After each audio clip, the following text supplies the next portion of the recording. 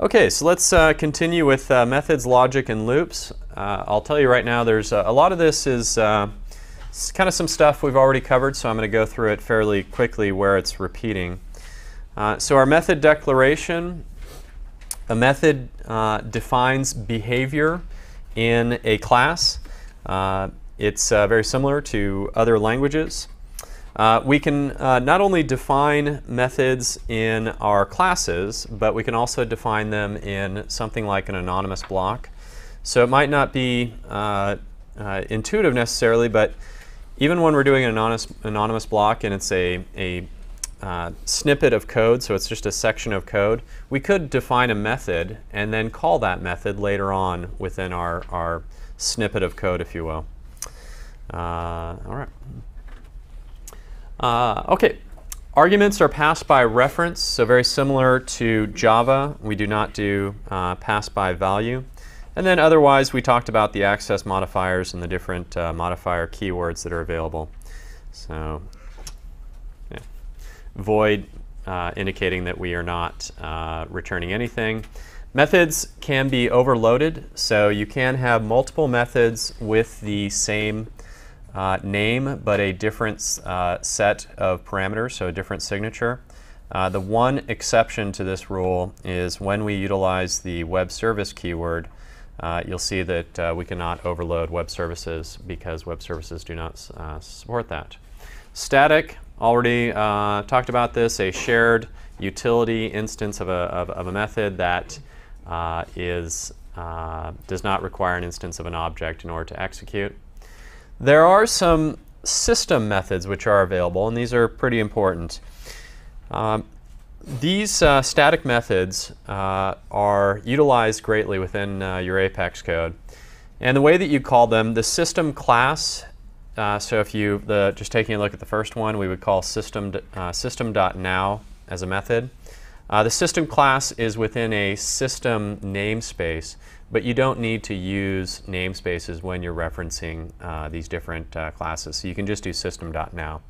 But system.now and system.today are going to return a date timestamp and then a date stamp. We also have assertions.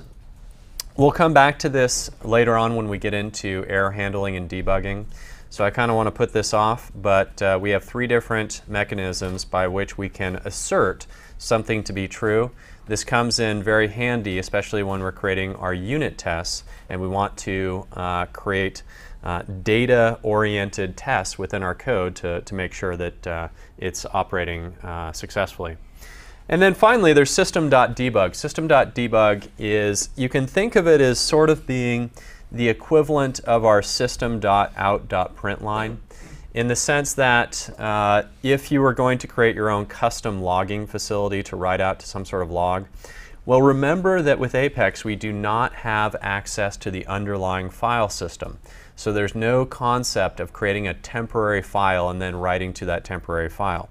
What we can do is we can use system.debug to write to our debug logs and also something we call our system log. Like I said, we'll actually come back to all of these things, or at least the assertions and the debug, when we come back to our debugging and error handling. We can, one of the things that we can do is we could, if we wanted to, utilize the system namespace. So as I was saying, the system class exists within a system namespace, but it's optional, but we could do something like extend one of those classes, in which case if we want to refer to the original, we would have to refer to it by our by the full namespace, the fully qualified name. There's also a number of classes associated with the current user's information about the currently logged in user, or the profile of the currently logged in user. So user info allows us to access that user's ID, their record ID for their user account, their username, first name, last name, and also very helpfully information about what is the role that this person has been assigned to and what is the profile that this person has been assigned to. There's also math methods available. things like absolute values and square roots and min and max and stuff like that, which allow us to do a more complex thing than our operators allow. Our Apex objects, which these are the ones that we can create. There's a couple of default methods associated with this. There's the clone. Once again, the default does the shallow copy, but there's also versions of this which also do a deep copy, which is to say they'd copy over the values. And then toString is returns it as a string representation. Constructors, kind of already went through these, so I'm just going to kind of, we can have our constructors. There's a default invisible no argument constructor. So they can be overloaded with different signatures. We've already seen our test code. So here's another, already seen these slides for the instantiating a new instance of an object. For web service, I'm going to punt on this one because we're going to come back to, we have an entire module devoted to web services. So we'll come back to web services, but just so you know, there is a keyword which you can apply to a method called web service that would be utilized for defining a custom web service within Salesforce. All right. If then else statements. So let me talk about creating conditional logic. So one of the things that we can do is we can utilize an if statement in which we have a test condition. We also support the else, and then you can do an else if. Now, one thing I'd like to point out is that currently there is no case or switch statement within Apex. So unfortunately, you'd have to create a set of nested else ifs in order to replicate that kind of functionality. For looping, we have a number of things that are available. We have a do while, the while, and then a number of different versions of the for loops. In addition, I'd just like to point out that we also have a break keyword to break out of the current iteration, and then a continue to continue back at the next iteration of whatever loop we're going through. The do while, we do something, and then at the end we check our exit condition versus the while loop. We have our exit condition as the initial part of our logic. There's the classic sort of for loop in which we do our initialization, we define our exit condition, and then we define our incrementer, and then we would identify what we want to do within the code block. There's also what I refer to as the for each statement. The for each statement is anytime we have a list or a set, we can iterate through those members and cycle through them and then access each one individually. We can also do a version of the for loop in which we perform a SOQL query. So we can go out and query the database, get back a result, which would then be a list, right? And then iterate through that list of S objects and access each individual one. And then finally, there is the bulk processing for loop. This allows us to process more than 1,000 records in something like one of our visual force controllers. So this is very helpful because what it does is it essentially executes a query more type of functionality where it returns the first 200 records, and then we iterate, or we then get the next 200, so 201 through 400, and so on and so forth, which allows us to, anytime we have a large number of results that we need to be able to access, this is the mechanism by which you would do it. In other words, large number of results that we get back from the database. I should restate that. Okay. So it allows us to perform bulk processing. Let's see here. So for instance, in this case, what we're doing is we're just showing you two different ways. The limitation for the first one, the single variable, is that we're limited to that 1,000. And then the second variable list format, we are able to break through that limit, but we process in chunks of 200. Very often you'll see, much like our salary integrity trigger, there'll be a for loop inside of the bulk for loop. So you'll have a nested for loop that will then process each individual record one at a time. Okay? So, all right. Okay, Apex sharing.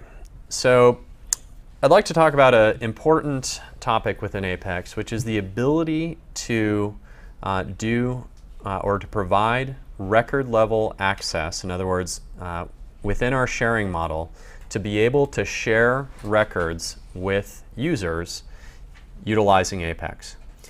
So one of the limitations of for instance, sharing rules is that there are certain criteria that sharing rules are based on. So for instance, who the owner of the record is.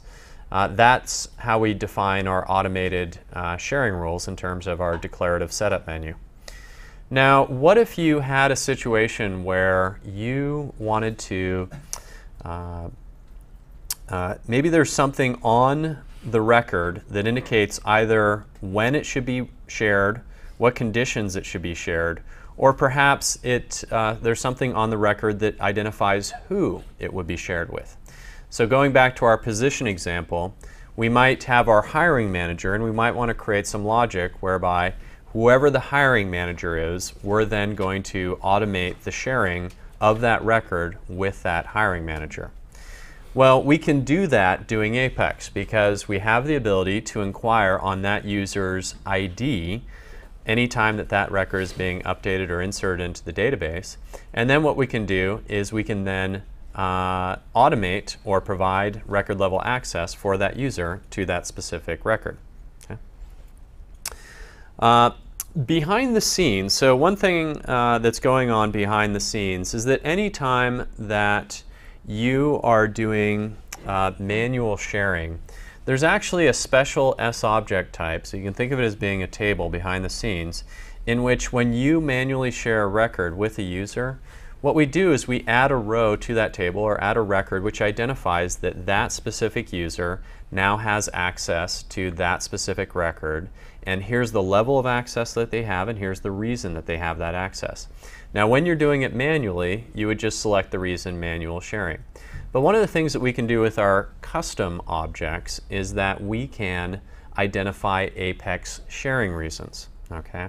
So Apex sharing reasons allow us to create our own custom reasons and then reference that as the reason why that record is being shared.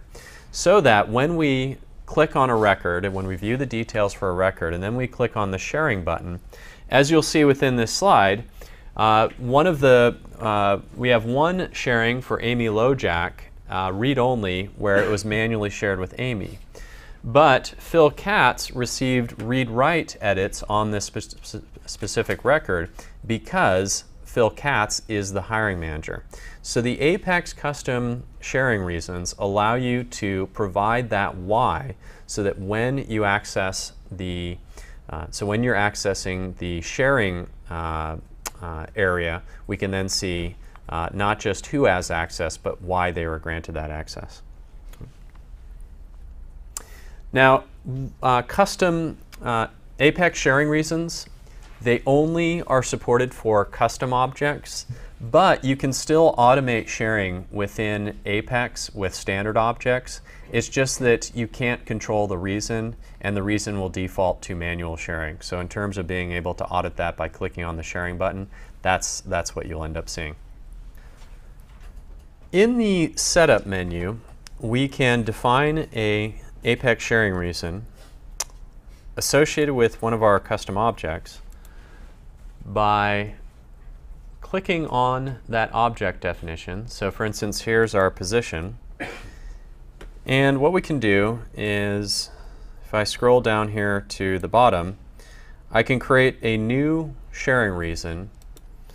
It's really just two things. It's a label for viewing purposes, and then the API name, or the name that you would use to reference it. So if I gave my Dev 501 training as my reason label and clicked on the Save button, what would happen is that now I have a new sharing reason down here, so Dev 501 training, and either through Apex or actually when I manually share a record, I could reference that reason. So if I clicked on my Positions tab and then I clicked on a specific position and I went to the Sharing tab, one of the things that I could do is I could manually share a record, and now I can reference that particular reason. So here I have my Dev 501 training as the specific reason. Okay? Same thing goes for Apex. Now, when I add that manual sharing, like I said, what goes on behind the scenes is you can think of there being a table in which there's a single row for each privilege or permission being granted. Okay? So let me show you within the Schema browser by doing one of our SOQL queries what's going on. Behind the position _C object, there are two other S objects or tables which are available. One is position _history. This is associated with field history, so if we turn that on, we would then have field history tracking, and those values would be stored there. But the other one is the position _share, and that's the important one for our sharing that we enable. This table or S object contains 3 or 4 key fields. So if I expand this, there's the access level. The access level can be set to one of two things, read only or read write. There's the parent ID. The parent ID is the record ID of the position record. The row cause is the cause of our sharing reason. So it's the, in our case, it would be the Dev 501 training. And then the user or group ID is, well, who did I provide access to? It doesn't necessarily have to be a user. You can also provide sharing access for things like roles and subordinates and so on and so forth. So if I click on here, I've created a query. And just to take a look at the whole query, so we're going to select the user or group ID, the row cause, the parent ID, and the access level from our position share table. If I now run this query, I'm going to maximize this so that we can see the entire thing. What we get back is for each of the shares that we did, whereby it was a sharing rule or manual sharing or a Apex sharing via one of our custom sharing rules, or for that matter ownership, whoever is granted the owner level access, we would see an entry within this table of rows for that particular level of access. So think of this as granted access for these specific records. So here the user or group ID, this is referring to that user. The row cause is the either rule refers to a sharing rule that we would have created declaratively under security controls. Owner is referring to the obviously the owner of the record. And then you also see manual as another sort of system sharing reason. And then finally, all the ones that are _C are all the custom reasons that we would have created. So to show you how this might work, and then finally our parent ID, that is the record ID of our position record. So to show you how this might work, if I go out here and I select that, why don't I select Megan Smith, actually I'm going to do Craig Kingman. So Craig Kingman is now going to have read-only access, and the reason is Dev 501 training. When I click on share, what's going to happen, notice that now Craig Kingman has read-only access. It shows up in my sharing area. Now when I rerun my query within the Schema browser, what's going to happen is that at the very bottom of the table, notice I have the user or group ID is, that would be Craig Kingman's. Our row cause is Dev 501 training. The parent ID is the record ID of my position record. And because I granted read-only access, the access level is read. There are 3 levels of access. There's full, read, and edit. Edit refers to read-write access. Read refers to read-only. In addition, even though full is listed here, full is only for owners. So there is no entry create. You cannot either manually or via Apex grant full access to a record. The only way that you can do that is either by assigning the owner, the user as the owner, or through our other mechanisms that we have, like for instance, role hierarchies, or modify all data, or so on and so forth. Okay? All right. In our code then, so let's jump back to our presentation. What we would do is we would treat the sharing just like any other S object. And what we're going to end up doing is we're going to end up instantiating a new S object of type position_share. And what we're going to do is we're going to populate 4 fields associated with that. So we're going to set up that row cause access level, the user or group ID, and then the parent ID equal to the record that we would like to grant access to. Then what we do is we perform a DML operation to insert that record into the database. And then now we've provided, or we've automated, the sharing of that record with that user or group. Same thing goes for removing access. So for removing access, we'd want to delete that row within the table. So one of the things that we'll see within our code is that we not only have the logic for granting the access, if we did something like, for instance, to change who the hiring manager is, we would want to remove the previous hiring manager and then grant access to the new hiring manager.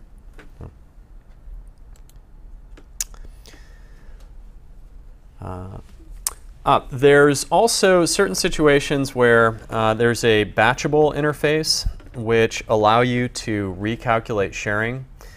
Sometimes companies might want to recalculate the sharing. So if they come up with some new sharing rules and they'd like to implement those privileges. So let's say we, like for instance in our case, we now have that hiring manager field.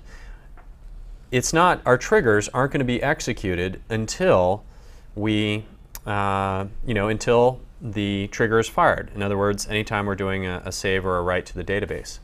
Well, one of the things that we might want to do is we might want to run in a batch mode to update or to reset all of the sharing. Same thing goes for something like, maybe a person left the company. We want to remove the different sharing associated with that user. Well, what this allows us to do, this is a mechanism by which we can execute a large batch job in which we do recalculate the sharing tables or all of the different accesses that we provided for our access to our records. All right, let's talk about our let's talk about the lab exercise, and then we'll do a Q&A period. In the lab exercise, we're going to do exactly what I've been referring to with respect to the hiring manager. So we're going to create a trigger, and the purpose of the trigger is to take a look at that hiring manager field and then to utilize that ID in order to grant the access for that particular user. So for instance, one of the things that we can do is pull down, so from the position object, using the hiring manager _C field, obtain that ID, and then according to our logic, grant that particular user, then pull off the ID of the position record, and then grant that user either read or edit access to that particular record. So it's going to be creating a new S object for the share, populating those 4 fields, and then ultimately inserting into the database, thus granting that user access. So why don't I open it up to any questions on this particular topic? When we're running one of those batchable jobs, can we limit it to a subset of, for instance, the records or maybe a particular user and just recalculate the sharing for those specific records, or does it apply to every single sharing that we've granted? Let me check on that one. I believe that we can limit it, but let me verify. I believe we can limit the set that we're operating on by the records that we select in a query as a part of that start method that would be implemented as a part of the interface. But let me just check on verify that. So, good question though. Okay, are there any other questions? All right, what I'd like to do is let's allocate some time for working on exercise 4-1. And what we're going to do is we're going to complete some code whereby we are going to automate the process of sharing specific records with our hiring managers. One of the things I'd like to do is to review some of the work that we've done in our lab exercise associated with automated or Apex sharing. And I'd like to focus on the portion of the code in which we are actually doing the sharing. Specifically here at the at the top of our line here, so position share PS equals new position share. So what we've done is within this method, we've instantiated a new S object, and we treat it just like any other S object. So even though it doesn't represent underlying business data, like I said, it's an S object and all the same rules apply. What we're going to do is we're going to set up 4 fields. The first one is the parent ID field. We're going to set that equal to the ID of the position, as we did right there, ps.parentID equals p.id.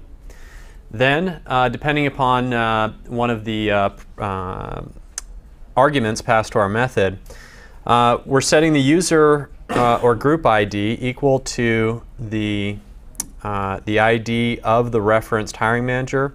Or one of the things that we've done within this in that second, as a part of the else if, is there's a public group called entire organization, and it has this special type of group, and so we went out and we obtained that ID in order to enable sharing of or sharing access with the entire organization. So it's a little something that we've done that's a little bit of kind of behind the scenes magic, but just keep in mind that there is a default public group associated with all organizations, which is the entire organization. The row cause, we're setting that equal to, and we can use this notation. This is probably the better technique. Now, the row cause we've set equal to schema dot and then position double underscore share dot row cause, and then the name of our custom reason hiring manager double underscore C. Now this in and of itself returns the string which is the name, which is hiring manager double underscore C. So you could have done a shortcut here, which is to say ps.rowcause equals and then the string hiring manager double underscore C. Now the problem with doing it that way is that at least this way it does a little bit of syntax checking for us. So it goes out and verifies when we do this schema mechanism that there does exist in the data model this particular reason. So even though it's more typing, I'd recommend that you do that so that it does do that verification. And then finally, the access level. The access level can be one of 2 things. There's read, which is read-only access, and then edit, which is read-write access as it's displayed within the tool. So all of this is, we've built up our position share, and then what we're going to do is we're going to add it to a list of S objects, and then we're going to perform our DML operation, which is to insert our new access grants for this particular situation. Okay. All right, I'd like to open up the floor to any questions. Database.insert syntax. And above it has a comment about a bulk insert. So rather, because you've seen before where it just says insert and then the object, right? Yeah. So this is a little more advanced version of that, apparently. Very good. Yeah. Oh, is there a question, or do you want me to? Well, I was just trying to confirm that this is what's matching the comment up above the syntax. So there's. We're going to talk about, the question was, we're seeing some new syntax where we have database dot insert. We're calling a method, but we're also passing it a list of S objects as opposed to performing a DML operation on a single S object. So one of the facilities that we have available to us in Apex is the ability to perform bulk DML operations. We'll talk about this in greater detail in a bit, but we can insert 200, up to 200, or update up to 200 records at a time as a part of a bulk operation. Once again, this gets back to our governor limits, so we're going to want to do that within our code so that we're performing a single operation as opposed to performing multiple operations, multiple round trips out to the database to do that. So good eye. In addition, there's also a method syntax that we're using, and there are two versions. There's the keyword mechanism, or where we just say insert, and then we could either identify a list or a single S object. There's also, using the database class, there's a method form of doing DML operations, and I'll talk about how there's certain advantages. In our next module, I'll talk about how there's certain advantages to using the method technique, but they're roughly equivalent and they roughly do the same thing. Okay. I'd like to answer some questions that were previously brought up. So the question that was brought up was, in an interface, when I'm utilizing an interface, do I need to use the virtual keyword? Since the purpose of an interface is so that another class can ultimately implement that interface. The answer to that question is that interfaces are essentially implicitly virtual, so it's not necessary to use that virtual keyword. A question that came up was, can I create an interface that is global? So possibly down the road you might be creating a manage package within Apex, and you might want to create a global interface that some other class outside of your namespace is implementing. And the answer is that yes, you can use the global keyword with your interface, global and public being the two options there. In addition, you can also define your interface as both at the top level. You can also define interfaces at the as an inner member to another class. So define the interface as a member of another top level class. I also did another test. So in playing around, just to when you're creating an interface, it's very simple to declare it as a member of another class. But in the Force.com IDE, one of the things you don't have the ability to do is to right-click and then select that you want to define a new Apex interface. But once you define a new class, you can then go in and replace that class keyword with the interface keyword. Therefore, you can create a top-level interface. So when you're creating one that's top-level, not a member, as an inner interface, I guess you call it, you can simply do that by replacing that. Okay. All right. There was a question regarding batchable, and so one of the things that we talked about with respect to Apex or Apex sharing, so performing sharing via Apex, is we introduced the batchable interface and how we could recalculate sharing. So a good example of a usage of this would actually be, one of the things that might occur is that org-wide defaults change they might remove redundant sharing. So for instance, if you flip your org-wide default to edit, and then or if you already have custom reasons or individual rows for sharing records within your sharing tables, if you change the org-wide default to edit, one of the things that it will do is it will identify all levels of access below owner as being redundant. After all, by definition, org-wide default, everyone within the organization already has edit level access. Therefore, any of those rows are unnecessary. In fact, one of the things it'll do behind the scenes when you change it to edit is it'll actually delete or remove that table. You won't see it appearing within your Schema browser, and it won't be accessible because it's no longer necessary. Now, The batchable interface could be used to then perform that recalculation. If you then changed it back to read, now we have our, for instance, our position underscore share sObject or table available, or if we just turned it to private in our org-wide default. You could use that batchable interface to recalculate that sharing. Now, a question was brought up, can you do that on a subset of the records?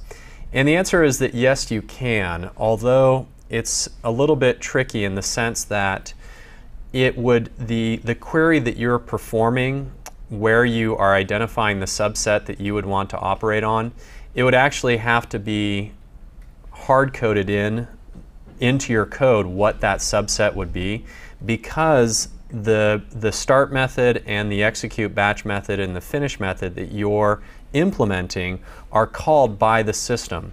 Therefore, there's not really a mechanism by which we can pass it some sort of identifier, like for instance a user ID, if we wanted to only go out and recalculate sharing for specific users or something like that. One last thing I want to add about the batchable is that the batchable interface is not turned on by default for all orgs. It is currently a part of our beta program, so if you'd like to participate in using the batchable interface, you need to contact product support in order to get that enabled as a part of the early access programs that we have. Okay. What I'd like to do is go over the module review questions. So this is another one, don't overthink it. How is behavior implemented in Apex? It's implemented through methods. Very good, methods. When a method's arguments are passed by reference, what does that mean? So there's, instead of passing a copy of a value, instead we pass a reference to the original object, and then anytime we operate on it, we're operating on the same thing that existed outside of the method. What are the 5 types of loop statements? So the 5 types of loop statements are our do while, our traditional for loop, the for each statement, and then the for each where our return is a list of performing that SOQL query, a list of sObjects. What advantage does using a variable list in a for loop have over a single variable? The answer for this one is that when we are using a variable list, it processes in chunks of 200, and that basically allows us to break through the limit of a list being 1,000. So we're able to process, if we get query results that are greater than that, we can process more than the default 1,000. What is different about a static method? So our static methods are accessed through the class definition, and they are sort of a shared method. They also don't have access to instance variables because they wouldn't know which one you're referring to. What are the 2 types of iterations that can be performed in a for loop with a SOQL query? The 2 types of iterations we can process in chunks of 200 or process individually. And Tom, you get the final question. When creating a sharing record with Apex code, how do we use an Apex sharing reason? So when we are implementing sharing in Apex, we need to set up that row cause field.